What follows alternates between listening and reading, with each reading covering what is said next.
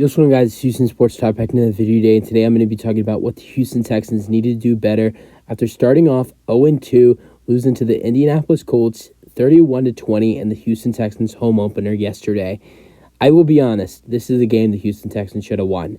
The defense was terrible. To start off, gave up 2 touchdowns to Anthony Richardson. Then after Anthony Richardson got hurt, they got a stop against Anthony Richardson, and the Texans got the ball back.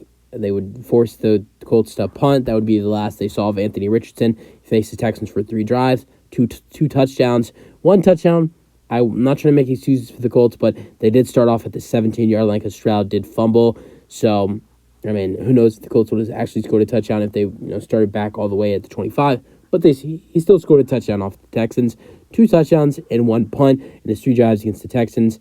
But then, after Richardson left the game, Gardner Minshew came in. Texans could not adjust against Gardner Minshew. He was dominating the Houston Texans on the short pass. This defense was missing a lot of players in the secondary, which I think hurt them.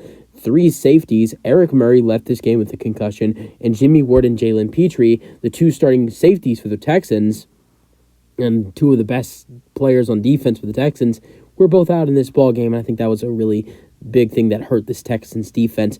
But who knows how much better the defense would have been in this game with those guys. I think it would have been better. I think you would have seen the Texans stop this Colts offense more if they had their 2 best safeties in Petrie and Ward. But I'm not here to make excuses. We're not here to make excuses. We're here to make this team better.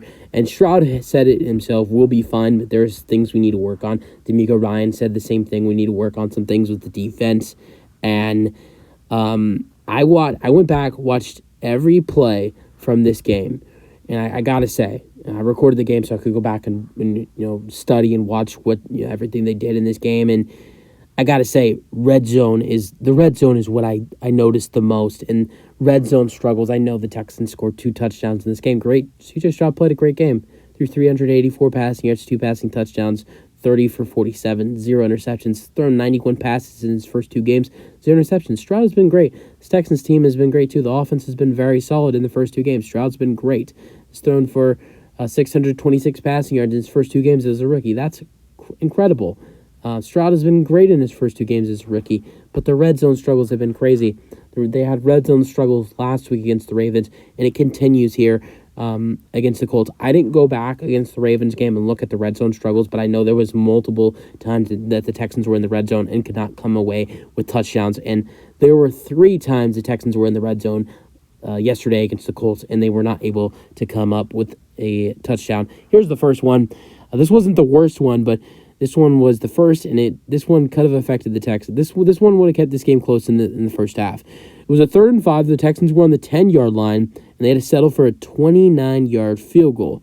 It was a 2nd and 2 as well. 3rd and 5. The 2nd and 2 was another time, and the Texans were not able to come up with the first down. Stroud overthrew the ball on Dalton that he was trying to hit Dalton Schultz on, and a terrible throw by Stroud. There was one of the Stroud had a lot of good moments in week 2 against the Colts, but this was a play right here that this was not Stroud's best play.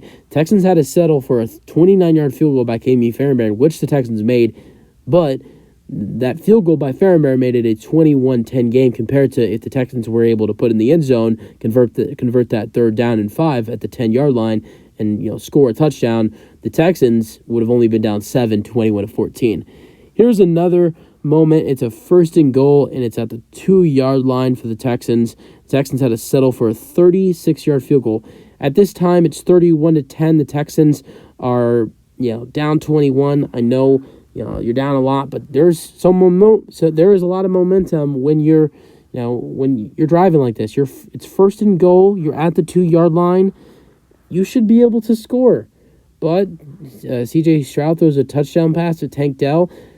Great play by Tank Dell. Great play by CJ Stroud, but there's a flag. I'm pretty sure it was holding. I'm pretty sure that was the call. Yeah, it was holding. The Texans had to go back to the 12-yard line. This is where it gets worse. Then CJ Stroud gets sacked all the way to the 20-yard line, and the Texans, I think CJ got sacked there. I'm pretty sure CJ got sacked. Yes, Stroud got sacked at the 19 or 20-yard line. Texans had to settle for a 36-yard field goal. Field goal kick is good. It's 31-13, but now this is 2 drives in a row. The Texans are inside the 10-yard line, and they've not been able to score a touchdown.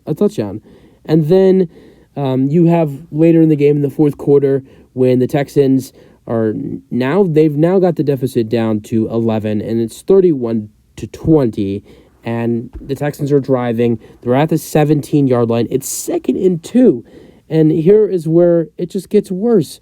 On 2nd and 2, Stroud gets sacked at the 30-yard line. Before, the Texans were at the 17. This is a loss of 13 yards.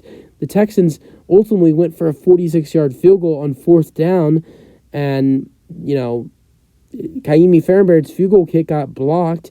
And not only did his field goal kick get blocked, but there was a flag on the play. For some reason, the Colts stupidly declined it. Fairbairn got a new shot because there was a flag on the play. I think it was a false start on the Texans kicking team, and now Fairbairn kicks a 51, missed it, and I think that was just probably because of confidence, because he just got blocked, and now it's to kick a 51-yard field goal. I think it probably got in his head a little bit, but those are 3 drives right there.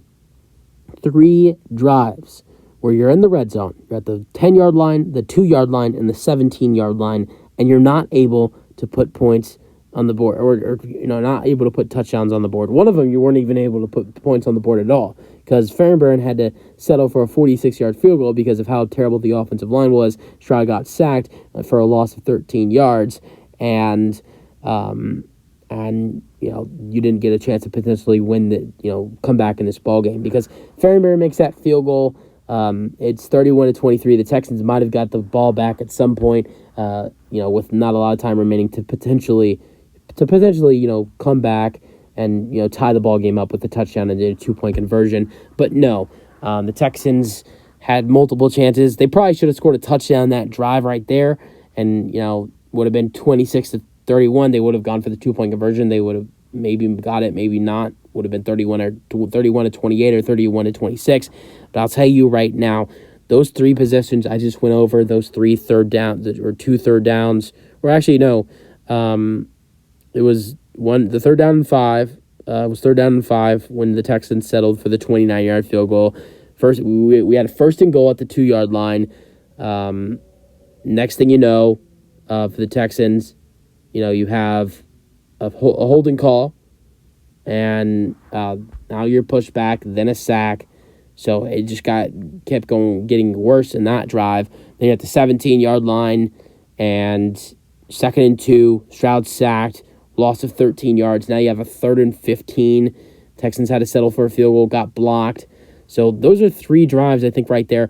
The Texans would have been able to put in the end zone on every single one of those drives. The Texans would have won this ball game. I guarantee it.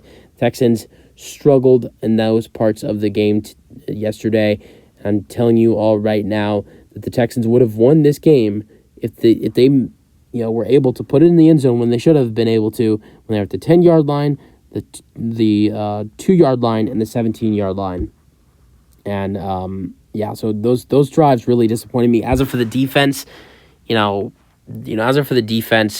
defense, it has to be better. I think DeMeco Ryans is going to fix that. As of today, I don't know if the Texans were out there today, but if they were out there today, I know DeMeco was very, very firm on them and probably trying to get them to be better going into Jacksonville on Sunday. And if we're going to play against Indianapolis like this when they're with their backup quarterback, who knows how we're going to play against Jacksonville. I think the defense needs to be better in Jacksonville. I think it will be, just because I think DeMeco will be firm on these players going into this, going into week 3. And I think that would be a big thing going into week 3 for the Texans is, I think you're going to see DeMeco Ryans get at them for this terrible defensive performance yesterday. But not only that, I think the Texans should get some of their players back. I think you will see Jimmy Ward play week 3, and I'm hoping Jalen Petrie is back for the Houston Texans. So if the Texans get those guys back in the secondary, this Texans defense might look a little bit different. This would be the first time this defense is fully healthy. Jimmy Ward did not play week 1 or week 2. Jalen Petrie started week 1, but then got hurt in the first quarter. So for the Texans to have these 2 guys back, and these 2 guys are a great safety duo, I think could mean a big thing for this Texans defense, and you could see them play way better with having Petrie and Jimmy Ward back in the secondary.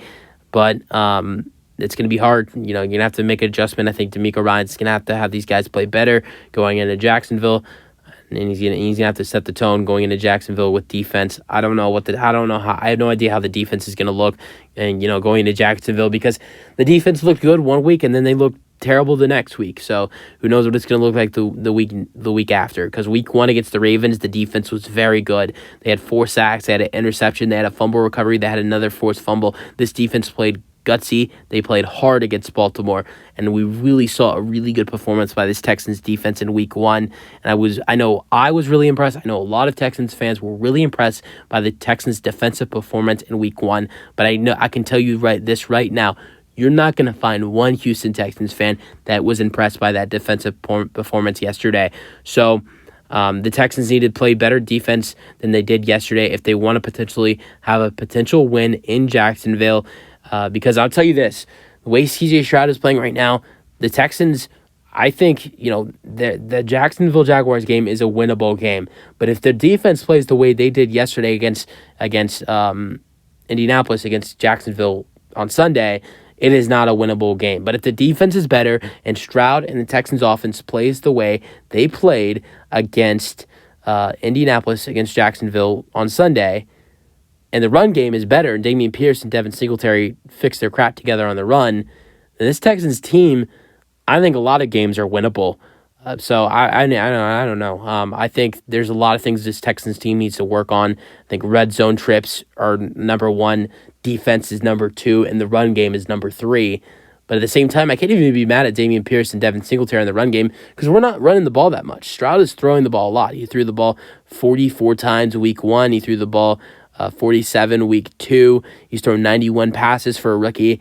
Dameon Pierce has only had, I think, 30-something carries in the first 2 weeks. I think he was pretty much used to getting that amount of carries as a rookie per game. So I think it's a little bit of adjustment for Dameon Pierce, but even if he's getting 15 to 20 carries per game because Stroud and the Texans are throwing the ball a lot, he needs to be better, and so does Singletary. So I think the run game is another thing that the Texans need to work on. The run game, the defense, and the red zone trips are what the Texans need to work on going in to Jacksonville on Sunday. That's it for the video. Hope you guys enjoy them, your thoughts, and peace out. Go Texans.